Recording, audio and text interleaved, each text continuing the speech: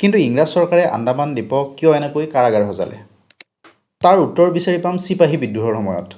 চিপাহী বিদ্ৰোহৰ কিছু কথা আমি স্কুলৰ পাঠ্যপুথিত পঢ়ি থৈ দিছোঁ। খাটি খোৱা মানুহখিনিয়ে এদিন পেটৰ তাৰণাত ব্ৰিটিছ কোম্পানীৰ চিপাহী হৈছিলগৈ। কিন্তু পিছত ইংৰাজ শাসকৰ অত্যাচাৰ তেওঁলোকে ওচৰৰ পৰা নিজ চকুৰে দেখিলে। গতিকে চিপাহীসকলৰ মনতো অসন্তুষ্টি বাঢ়ি গ'ল।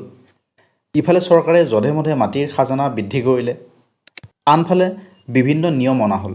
হিন্দু চিপাহীয়ে দাড়ি ৰাখিব নোৱাৰিব, কপালত ফোট ল'ব নোৱাৰিব, পাগুৰি পিন্ধিব নোৱাৰিব, এক বিশেষ ধৰণৰ চামৰাৰ টুপি পিন্ধিব লাগিব। কিন্তু সেই টুপি পিন্ধিবলৈ তেওঁলোক মান্তি নহ'ল। জানিব পাৰিলে সেই টুপি গৰু আৰু গাহৰিৰ ছালেৰে বনোৱা হৈছে। ইফালে এনফিল্ড ৰাইফলৰ দাঁতেৰে কামুৰিব লগা অংশত গৰু আৰু গাহৰিৰ চৰ্বি ব্যৱহাৰৰ কথা প্ৰচাৰ হ'ল। মুঠতে সকলো মিলি চিপাহী বিদ্ৰোহ আৰম্ভ হ'ল।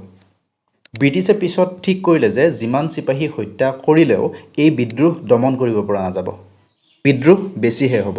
গতিকে সিহঁতক এই দেশৰ পৰা আঁতৰোৱা হওক, আন্দামান বা কালাপানীলৈ লৈ গৈ তেওঁলোকক বন্দী কৰি থোৱা হওক। প্ৰথমতে সেই পৰ্ট ব্লেয়াৰলৈ 200 কাৰাবন্দী লৈ যোৱা হ'ল এখন জাহাজেৰে। সেয়া আছিল 1858ৰ মাৰ্চ মাহৰ কথা।